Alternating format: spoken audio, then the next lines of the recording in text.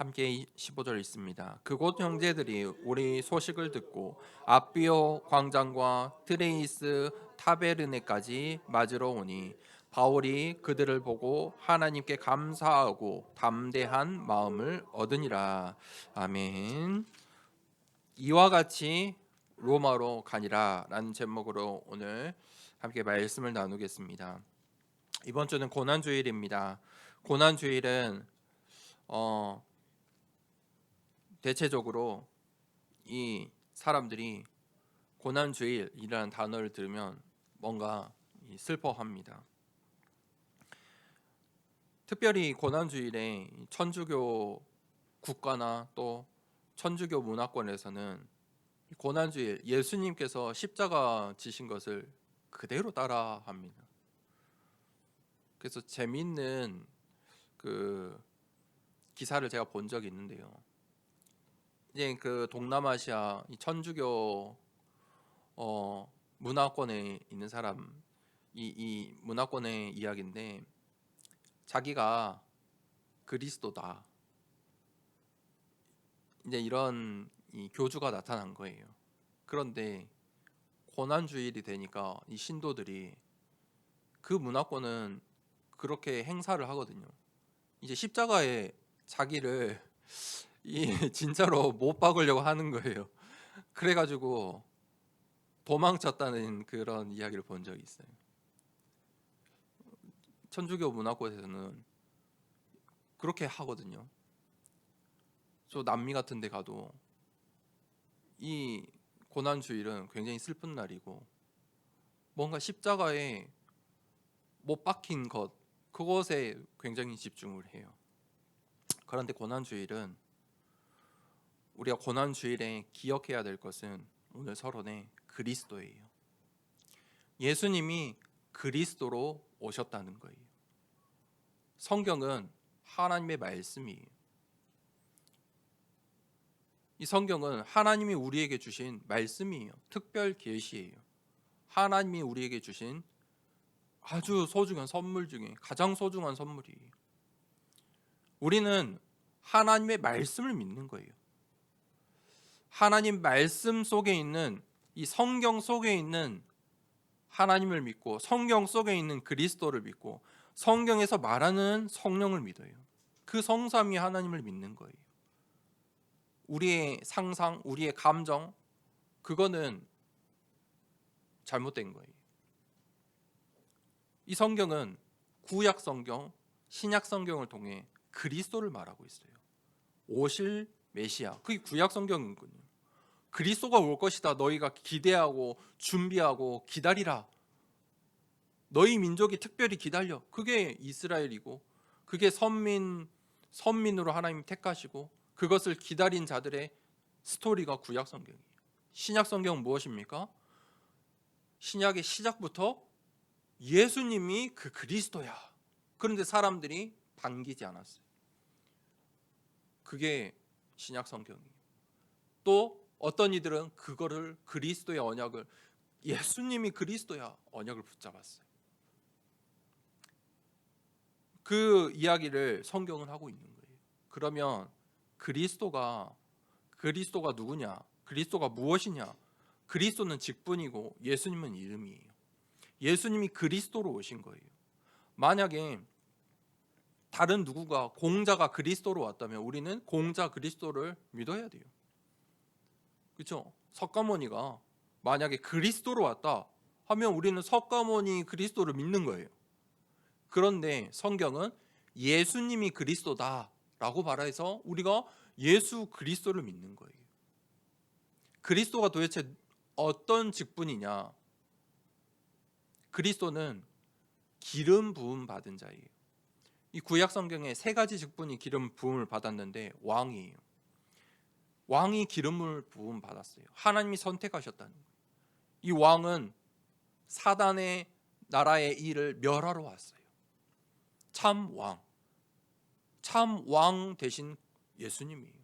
사단의 일을 멸하러 왔다.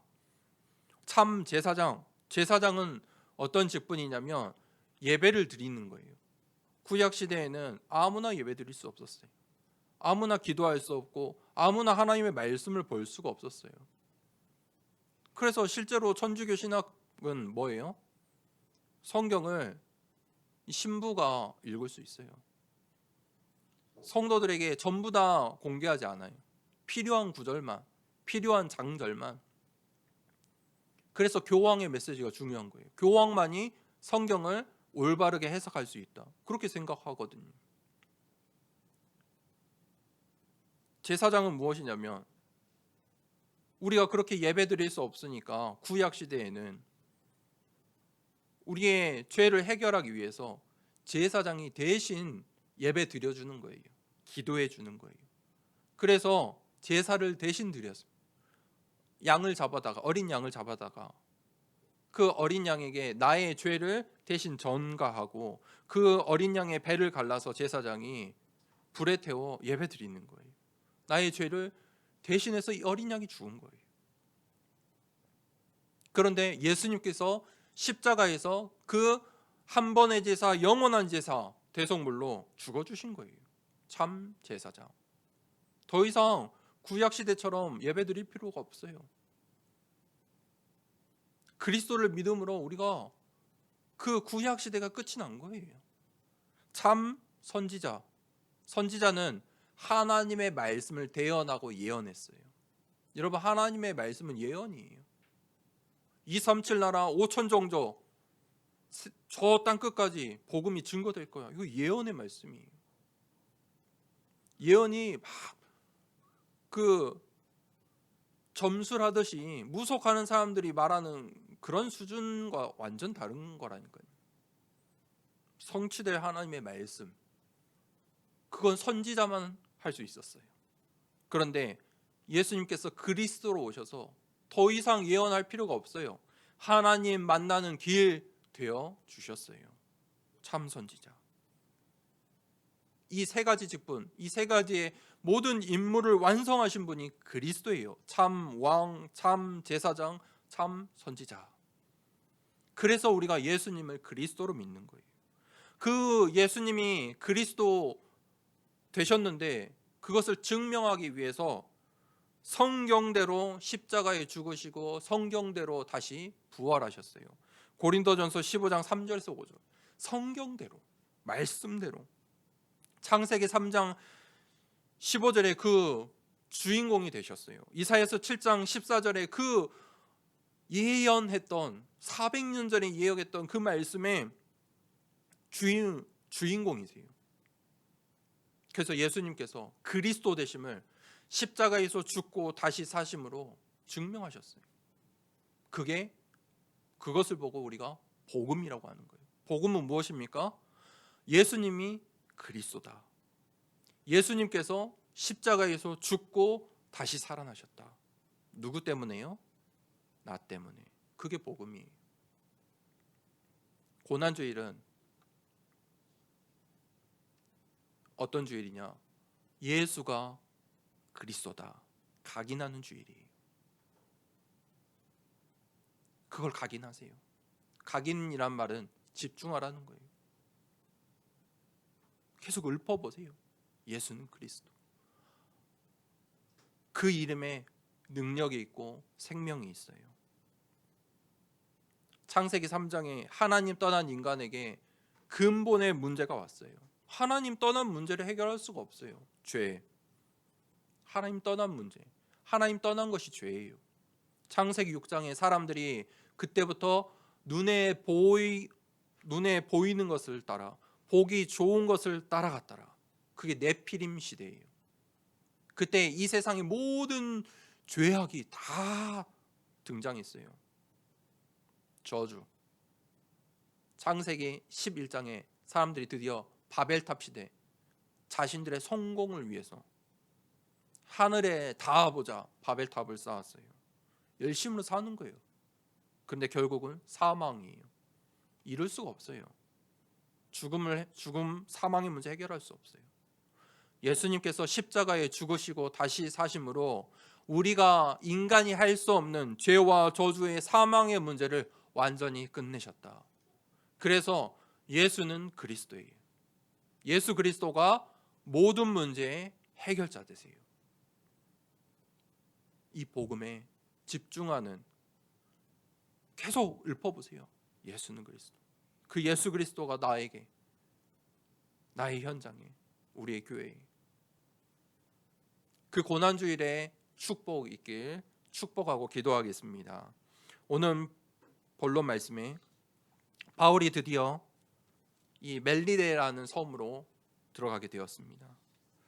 11절에 석 달 후에 우리가 그 섬에서 겨울을 난 알렉산드리아 배를 타고 떠나니 그 배의 머리 장식은 디오스 고로라. 석 달 동안 이 유라굴로 광풍을 만나서 아무도 예상치 못하게 석 달 동안 멜리데라는 작은 섬 마을에 도착했어요. 이 사도행전은 성령의 인도예요. 성령이 인도하셨다. 그것을 기록하고 있는 책이에요. 그것을 잘 보여주려고 이 저자인 의사 누가가 성령의 인도하심, 거기에 포커스를 맞춰서 기록한 책이에요. 성령이 어떻게 역사하시냐? 전도와 선교의 역사다. 성령의 역사는 전도와 선교의 역사다. 성령의 열매가 있다. 성령의 열매가 맺어지는 그 열매들을 증거들을 잘 기록한 게 사도행전이에요. 그래서 이 사도행전은 전도 운동의 역사를 기록하고 있어요. 이 사도행전 자체가 전도지고 이 사도행전 자체가 복음 편지예요. 사도행전을 통해서 무엇을 볼 수 있어요? 하나님의 역사를 그 누구도 막을 수 없다. 의사 누가는 그것을 기록하고 있어요. 이 전도운동, 하나님이 하시는, 성령이 하시는 전도운동은 그 누구도 막을 수 없다.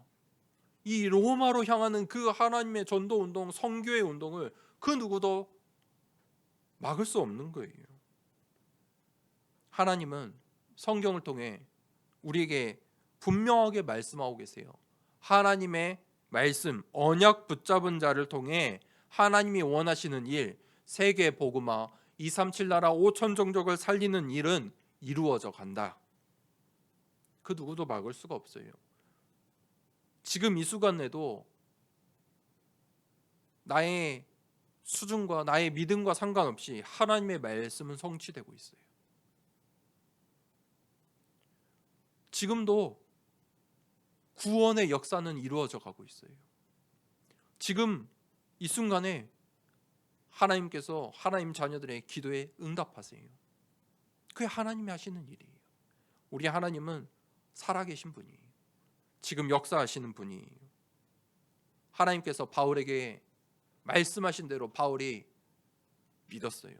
그 말씀을 성취하실 하나님을 믿었어요. 그 언약을 붙잡았어요. 그 언약이 무엇입니까? 가이사 앞에 서야 하리라. 로마도 보아야 하리라. 바울이 왜 하나님께 쓰임 받았냐? 하나님이 원하시는 그 말씀을 언약으로 붙잡았어요. 로마로 갈 것을, 로마야 복음화에 자신이 쓰임 받을 것을 인생을 드린 거예요. 그러니 로마로 가는 모든 여정이 캠프의 응답이에요. 오늘 이 로마로 가기 전에 이 목전에 있던 일이 27장, 28장이에요. 로마로 가기 전에 로마로 가는 그 배를 탔는데 태풍을 만났어요. 그 태풍으로 말미암아 아무도 관심 갖지 않던 멜리데라는 섬에 갔어요. 거기서 하나님께서 전도와 선교하게 하셨어요. 거기에 있던 원주민들을 살리게 하셨어요. 또 배가 떠날 수 없게 하셔서 석 달 동안 그곳에서 캠프하게 하셨어요. 석 달 동안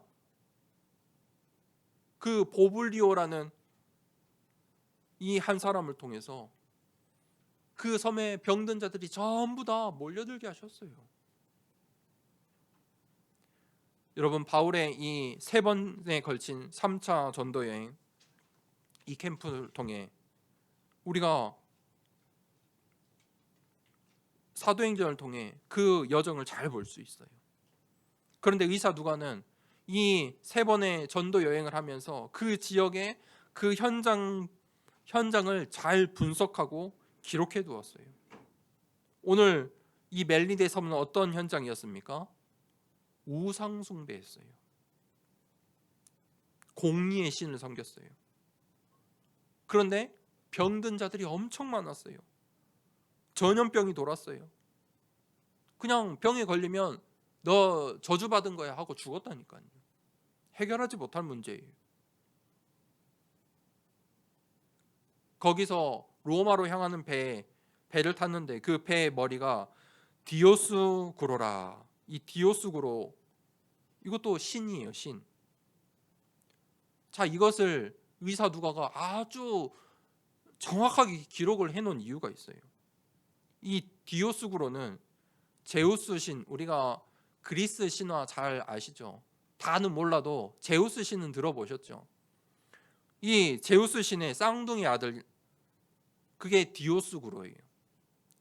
이 디오스구로는 조난당한 뱃사람들의 보호자다, 그런 신이에요. 그 우상의 형상을 뱀 머리에 딱 달아놨다니까요. 지금 이 사도행전 기록된 이 문화를 보면은 로마 문화잖아요. 로마 제국, 강대국. 이 로마의 문화권에 있어요. 이 로마 문화를 다른 말로 헬라 문화라고 해요. 그리스 문화. 그리스 하면 뭐가 떠오르십니까? 그리스 신화. 그 그리스 신화에 나오는 수많은 신들을 오늘날에도 우리 어린 아이들에게 가르쳐요. 교육이라고. 학교 가면 가르친다니까요. 그런데 이 당시에는 그 신들을 실제로 신전에 모시고 섬겼어요. 오늘 이 아무도 관심 갖지 않던 원주민들이 살던 그 멜리데 섬에도 그리스 신을, 이 공의의 신을 섬겼잖아요. 우상이에요. 우상 문화예요. 수많은 신을 그 우상 숭배하고 있던 이 시대예요. 이 의사 누가가 그것을 아주 잘 기록해 놨어요. 그 멜리데 섬은 복수의 여신, 공의의 여신 네메시스를 섬긴 거예요. 그래서 바울이 독사에 물렸을 때 너는 네메시스 그 신의 여신이네, 이 여신의 저주를 받은 거야. 전도자 바울에게요. 그런데 그 사람들이 어땠어요? 바울이 그 뱀에 물리니까 붙든지 이제 쓰러질 거라 생각하고 두고 봤는데 바울이 아무렇지도 않은 거예요. 그러니까 바울을 뭐라고 했죠? 신이다. 우리의 여신보다 더 강한, 더 높은 신이다. 이렇게 생각한 거예요. 이게 오천정족의 현장이에요. 오늘도 마찬가지. 오늘날도 수많은 사람들이 그 우상 숭배 가운데 있어요. 여러분, 배는 바람 따라 가는 게 배예요. 그 세상 사람들은 배는, 이 바다라는 거는 오늘날도 두려운 존재예요. 바다 사람들은, 이 어부들은 우상 숭배 아직도 엄청 많이 해요. 특히 이 출항하기 전에 가을 가면 어촌 마을은 이 구판을 벌려요. 잘 이 바다의 신에게 구술을 한다니까요. 오천 마을 가면 여김없이 해요. 구판을 얼마나 많이 벌리는지 몰라요. 바다는, 자연을 보면서 아는 거예요. 우리의 힘으로, 우리의 스스로, 우리의 뜻대로 되지 않는구나. 그래서 세상 사람들은 그 뱃머리에 우상을 붙여 두는 거예요. 우상 숭배하는 거예요. 그거에 맡기는 거예요. 그 형상이잖아요. 제우스의 쌍둥이 아들에게 맡기는 거예요, 인생을. 그 배를 타고 전도자 바울이 로마로 향해요. 이게 세상 나라를 보여주고 있어요. 성경이 말하는 이 관점들을 잘 보셔야 돼요. 두 번째 되지. 그동안은 유라굴라 광풍으로 로마로 향하지 못했지만 드디어 이제 남풍이 불어서 바람이 불어서 로마로 향하게 돼요. 그래서 이제 보디올은 이제 로마예요. 로마에 도착했다는 거예요. 이 로마로 향하는 중요한 항구 도시 이름들이 나와요. 수다구사, 레기온, 보디올. 지금 오늘날에 그대로 있는 항구 도시들이에요. 드디어 보디올에 도착했다. 로마의 중요한 입구예요. 우리로 말하면 인천공항이나 저 인천 항구나 이 부산의 항구와 같은 항구 도시예요. 그 나라에 딱 도착한 거예요. 비행기가 없으니까 거기가 모든 나라 사람들이 로마로 들어올 때 당연히 거쳐야 되는 곳이에요. 보디올에 도착했다. 로마에 도착했다. 하나님의 인도하심을 보세요. 그 여정은 광야의 시간표예요. 태풍에서 살아남았는데 독사에 물렸다니까. 그런데 거기서 끝나는 게 아니에요. 결국은 하나님의 말씀은 성취돼요. 로마로 갈 거예요. 바울은 그걸 안 거예요. 두려워하지 않았어요. 독사 따위에 두려워하지 않았어요. 그 네메시스 그 원주민들이 섬기는 신 따위에 두려워하지 않았어요. 하나님의 계획은 절대 계획이에요. 반드시 성취돼요. 우리가 그 시기와 때를 모를 뿐이에요. 그날 그 때를 모를 뿐이에요. 이 보디올에 도착하니까 하나님의 예비하신 것들이 보이지요. 거기에 누가 있어요? 형제들이 기다리고 있어요. 만남의 축복이 있어요. 예비된 자, 갈급한 자, 충성된 자들이 이미 그 로마 도시에서 나와서 그 항구에 바울을 기다리러 나온 거예요. 하나님이 준비하신 그 현장에 만남의 축복이 반드시 있어요. 이들과 함께 이 동역자들과 함께 이제 로마로 가는 거예요. 성경은 이 의사 누가는 오늘 이 여정들을 보면서 사단의 존재에 대해서 기록하고 있어요. 성경만이 말하고 있어요. 사단이라는 존재가 있다. 성경은 영적인 존재, 하나님이 계시고 눈에 보이지 않지만 천사가 있고 사단의 존재가 있다. 성경은 분명히 이야기하고 있어요. 그 대표적인 예가 사람들이 우상 숭배하는 거예요. 저런 신들을 섬긴다. 사단의 방이에요. 속임수예요. 사단의 함정과 올무의 틀, 종교, 우상 숭배, 열심으로 나를 믿고 살게 만드는 게 사단의 함정과 올무와 틀이에요. 벗어나올 수 없다니까요. 올무가 뭔지 아세요? 올무에 잡히면 못 나와요.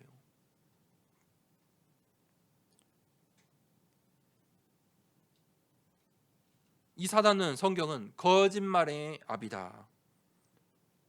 거짓말이 아비예요. 그래서 사람들을 시기하고 질투하고 분열하게 해요. 성경은 이 사단의 역사를 아주 잘 기록하고 있어요. 그 사단의 역사를 견고한 진이다. 그래서 사단은 유대인들을 사용했어요. 유대인들이 결사대를 만들어서 로마의 군인들을 속이고 재판장을 속여서라도 바울을 죽이려고 했다니까요. 로마의 군인들이 하도 바울이 갈 때마다 유대인들이 소동치니까 로마의 군인들이 바울을 잡아서 감옥에 넣었어요. 고문했다니까요. 그런데 막을 수가 없어요. 심지어 자연의 유라굴라 광풍이 불어서 배를 상하게 했어요. 바다 가운데 있는데 배가 상하면 죽는 거잖아요. 그 가운데도 살아남았는데 독사에 물렸어요. 그런데 그 죽음이 바울을 이길 수가 없어요. 왜냐하면 바울에게는 언약이 있어요. 가이사 앞에 서야 하리라. 로마도 보아야 하리라. 하나님이 이미 말씀하셨어요. 하나님의 절대 계획 반드시 성취한다. 성취된다. 여러분, 사람의 뜻, 사람의 생각, 세상의 뜻, 세상의 생각대로 되지 않아요. 우리의 인생은 절대 내 뜻대로 되지 않아요. 내 뜻대로 되면 모든 사람이 다 잘 살고 다 성공하게 해요. 아무도 싸울 이유가 없어요. 그런데 그 내 뜻대로 사는 게 이미 성경이 나와 있어요. 네피림 시대. 네피림 시대. 자기 뜻대로 사니까 어떻게 했어요? 남자가 남자를, 여자가 여자를. 심지어 네피림 시대에 동물하고도 살았어요. 더러운 이야기도 얼마나 많은지 몰라요. 그게 사람 수준이에요. 절대 그렇게 되지 않아요. 하나님의 뜻대로 돼요. 세 번째 되지. 그 바울이 드디어 이제 항구를 떠나서 바울의 이 로마의 앞에 도착했어요. 그게 아비오 광장이에요. 그때 이 아비오 광장에 더 많은 로마의 제자들이 바울을 보려 마중 나왔어요. 이게 캠프예요. 캠프의 응답이에요. 캠프는 가기만 하면 하나님의 응답이 예비되어 있어요. 언약 잡고 붙잡고 가면 전도와 선교 운동이 일어나요. 내가 전도하고 내가 선교하는 게 아니라 우리는 그 하나님의 시간표와 때를 알지 못하니까 캠프하는 거예요. 그 캠프 속에 하나님이 하시는 일을 보는 거예요. 아비오 광장에 어떤 광장이냐면 로마로 가는 길목이에요. 그 길은 어떤 길이냐면 이 아비오 광장부터 로마까지는 대로가 수축되어 있어요. 우리가 흔히 아는 그 로마의 지금 우리가 말하는 고속도로 같은 길이 있어요. 이 아비오 광장은 굉장히 중요한 곳이에요. 의미가 있어요. 로마의 장군들이 전쟁하러 출정하거나 전쟁을 마치고 돌아오면 이 아비오 광장부터 딱 진군을 해요. 행사를 하는 거예요. 그런데 그 아비오 광장은 이 로마의 상징이거든요. 모든 길은 로마로 통한다. 그 길의 대표적인 길이 이 아비오 광장이에요. 그 길에 누가 서 있어요? 바울이 서 있어요. 그게 하나님 나라의 일이에요. 15절에 그곳 형제들이 우리 소식을 듣고 아비오 광장과 트레이스 타베르네까지 맞으러 오니 바울이 그들을 보고 하나님께 감사하고 담대한 마음을 얻으니라.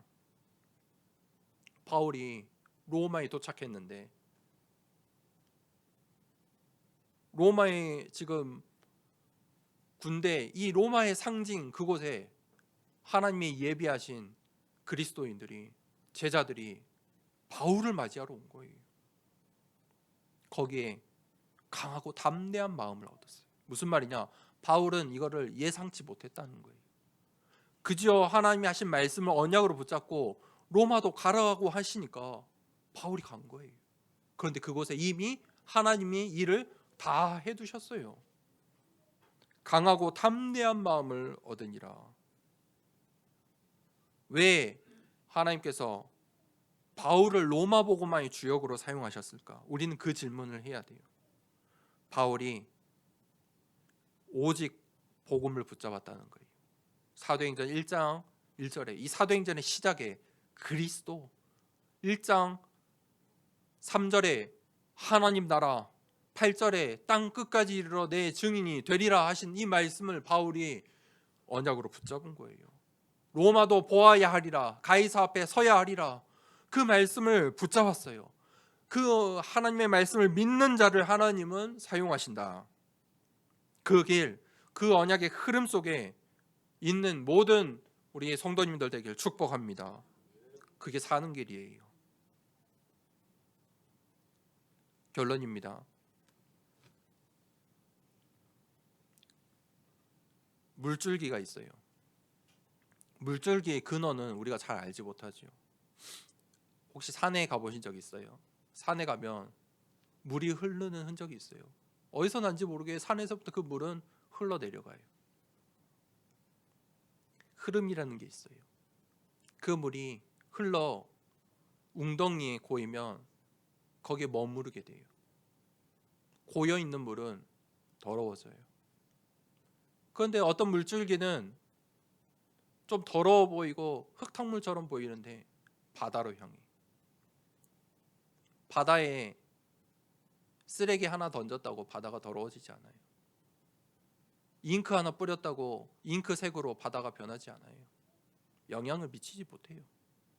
바다는 크고 넓고 그 깊이를 아직도 사람들이 그 바다의 끝 심해를 알지 못해요. 그게 복음이에요. 내 수준, 내 상황 아무 상관이 없어요. 그걸 보고 흐름이라고 해요. 바울은 그 흐름에 있었을 뿐이에요. 바울이 대단한 거 아니에요. 신학자들이 바울을 이 예상해서 그림 그려놓은 바울들을 보면, 바울 이미지를 보면 얼마나 웃긴지 몰라요. 대머리예요. 일단은 머리 이렇게 대머리에다가 키가 작고요. 심지어 어떤 신학자들은 바울의 간질하는 병이 있었다. 그거 말고도 종합병원이었다. 병이 얼마나 많은지 몰라요. 그러니까 바울의 옆에 누가 있었냐면 누가 있었어요? 의사 누가가 따라다녀야만 돼요. 의사 한 명이 있어야 될 만큼 연약한 사람이었어요. 그게 바울이에요. 바울이 대단해서 하나님이 바울을 사용하신 게 아니에요. 대단한 사람이 세계복음화 하는 게 아니에요. 언약 붙잡은 사람이 하나님 나라의 일에 쓰임 받는 거예요. 바울이 뭘 붙잡았어요? 오직 복음. 사단은 그 오직을 하지 못하게 해요. 초대교회가 그리스도의 그 언약을 붙잡고 시작했는데 베드로가 그 오직을 못했어요. 우리 민족의 법도 지켜야지. 바나바조차도, 중직자인 이 바나바조차도, 아니 너가 왜 이방인하고 밥을 먹었어? 율법을 따졌어요. 그러니까 하나님께서 그들을 다 사용하지 않았어요. 사도행전은 우리가 초반에 보고 후반에 보면 그들의 이름 하나도 안 나오잖아요. 오직의 언약을 붙잡은 그리스도인들을 잡으러 다녔던 바울을 사용하셨다니까요. 사단은 세상의 모든 것을 주고 한 가지를 모르게 해요. 뭘 모르게 할까요? 복음을 모르게 해요. 창세기 3장의 저주가 뭔지 아세요? 하나님 떠난 인간에게 가장 먼저 온 저주가 눈이 밝아졌다는 거예요. 많이 알고 똑똑하면 좋은 거 아니에요. 책 많이 읽어서 잘 사는 거 아니에요. 눈이 밝아졌어요. 그게 저주예요. 눈이 밝아져서 창세기 6장의 사람들이 자기의 눈에 보기 좋은 것을 따라 살아갔어요. 그게 네피림의 저주예요. 그랬더니 사람들에게 네피림병 찾아왔어요. 여러분, 복음으로 300% 되시길 축복합니다. 성경은 그걸 말하고 있어요. 300%가 뭐냐면 오직이에요. 오직 믿음으로만 구원을 얻어요. 속지 마세요. 이것도 해야지, 저것도 해야지. 아니에요. 나는 평생 저 불교를 믿어서 제가 이 어르신에게 복음 전한 적이 있는데 다 학생 자네 말이 맞는 것 같은데 나는 평생 부처님 모셔가지고 영접은 못하겠네. 사단의 방법이에요. 두 가지 신을 섬길 수 없어요. 오직이에요. 이 세상은 수만 가지의 길이 있다고 말해요. 하지만 성경은 한 가지의 길, 오직의 길이라고 말해요. 그 길만이 사는 길이라고 말해요. 누굽니까? 예수 그리스도. 그것을 24 누리세요. 복음은 누리는 거예요. 하는 게 아니에요. 복음은 누리는 거예요. 무슨 말이에요? 바다 가운데 있는 거예요. 아무 상관없어요. 내가 누구인지, 내가 어떤 상황인지 아무 상관이 없어요. 바다 가운데 있으면 살게 돼요. 속지 마라. 강하고 담대하라. 두려워하지 말라. 한 주간 동안의 고난주일입니다. 예수 그리스도에 대해서 집중으로 기도하는, 그 복음의 은혜 누리는 한 주 되길 축복합니다. 말씀 붙잡고 기도하겠습니다. 이와 같이 로마로 가니라. 이게 바로 성령의 인도입니다. 예수 그리스도 우리에게 주신 이 복음은 반드시 성취됩니다. 어디에요? 저 로마에 237 5천 종족에 전달될 것입니다. 하나님, 오직 복음으로 답을 내리는 전도자 되게 하옵소서. 하나님, 예수 그리스도의 복음으로 모든 문제 해결, 이 은혜를 누리는 고난주간 되게 하옵소서. 말씀 붙잡고 기도하겠습니다. 하나님 아버지, 감사합니다. 하나님 몰라 운명 죄